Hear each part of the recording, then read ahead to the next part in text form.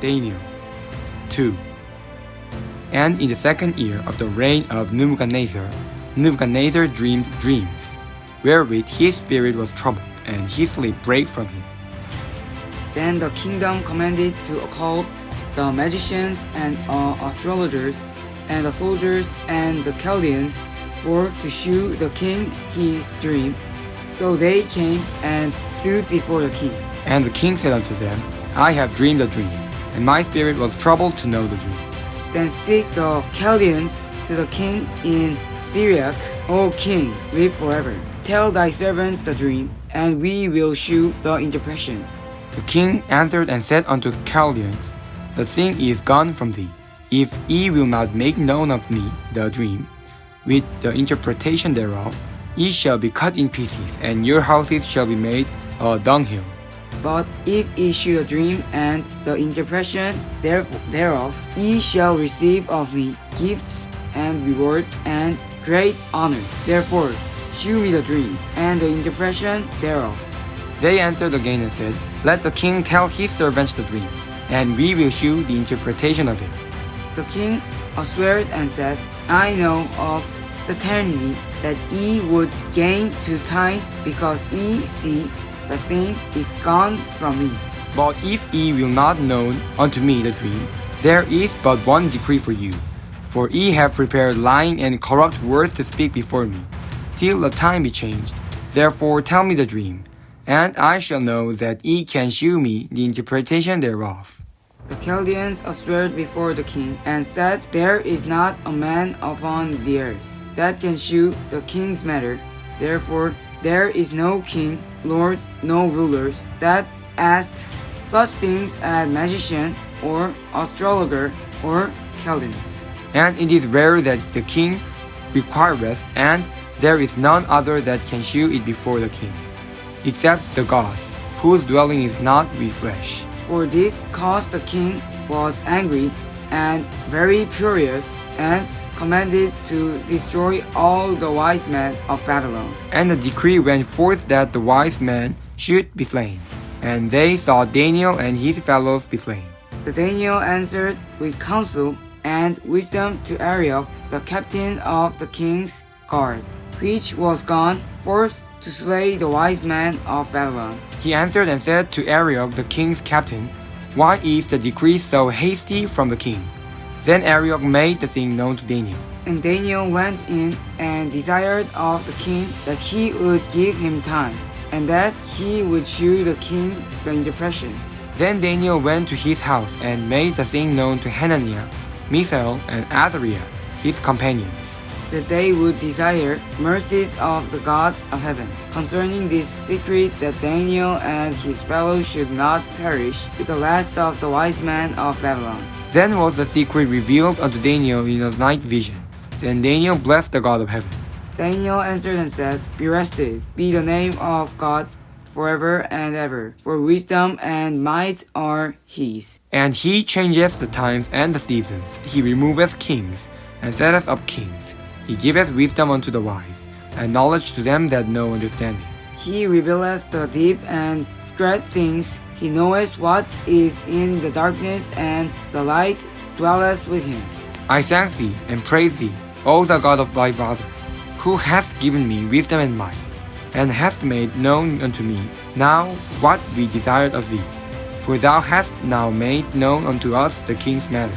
Therefore Daniel went in unto Arioch, whom the king had ordained to destroy the wise men of Babylon. He went and said thus unto him, Destroy ye not wise men of Babylon. Bring me in before the king, and I will shew unto the king interpretation. Then Arioch brought in Daniel before the king in haste, and said thus unto him, I have found a man of the captives of Judah, that will make known unto the king the interpretation.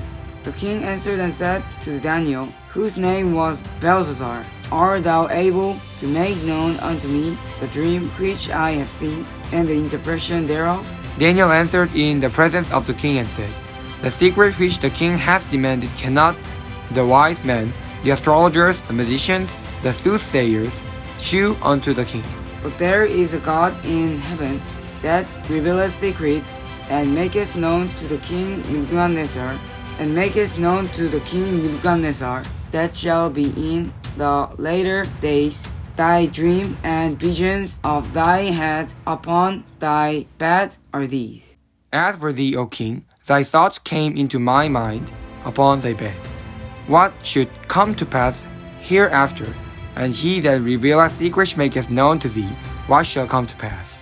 But as for me, this secret is not revealed to me for any wisdom that I have more than any living, but for their sakes that shall make known the interpretation to the king, and thou mayest know the sons of thy heart. Thou, O king, sawest, and behold a great image, this great image, whose brightness was excellent, stood before thee, and the form thereof was terrible. These images as was of fine gold, his breast and his arm of silver, his belly and his teeth of bars, and his legs of iron, his feet part of iron and part of clay. Thou saidst till that the stone was cut out without hands, which smote the image upon his feet that were of iron and clay, and brake them to pieces. Then was the iron, the clay, the brass, the silver, and the gold broken to pieces together, and become like the chaff of the summer threshing floors. And the wind carried them away, that no place was found for them.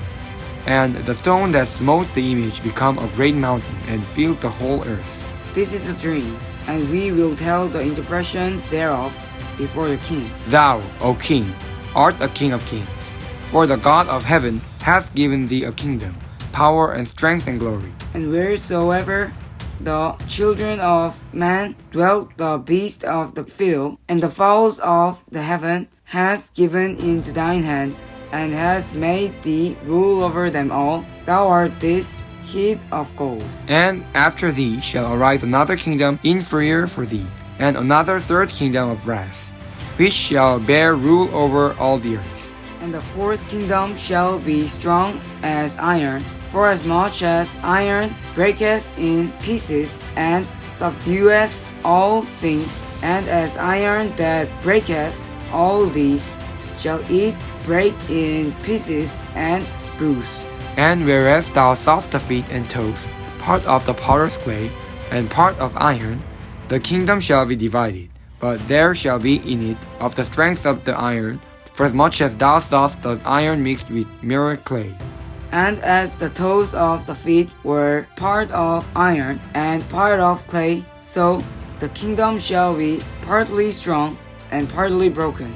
And whereas thou sawest iron mixed with mirror clay, they shall mingle themselves with the seed of men, but they shall not cleave one to another, even as iron is not mixed with clay. And in the days of the kings shall the God of heaven set up a kingdom which shall never be destroyed, and the kingdom shall not be left to other people, and consume all these kingdoms, and it shall stand forever. Forasmuch as thou sawest that the stone was cut out of the mountain without hands, and that it brake in pieces the iron, the brass, the clay, the silver, and the gold, the great God hath made known the king what shall come to pass hereafter, and the dream is certain, and the interpretation thereof sure. Then the kingdom Nebuchadnezzar fell upon his face, and worshipped Daniel, and commanded that they should offer on and sweet odors unto him. The king answered unto Daniel,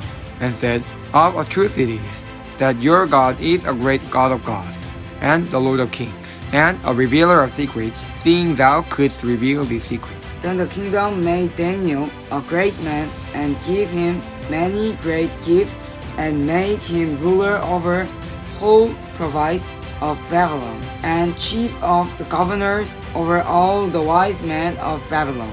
Then Daniel requested of the king, and he set Shadrach, Meshach, and Abednego over the affairs of the province of Babylon. But Daniel sat in the gate of the king. Amen.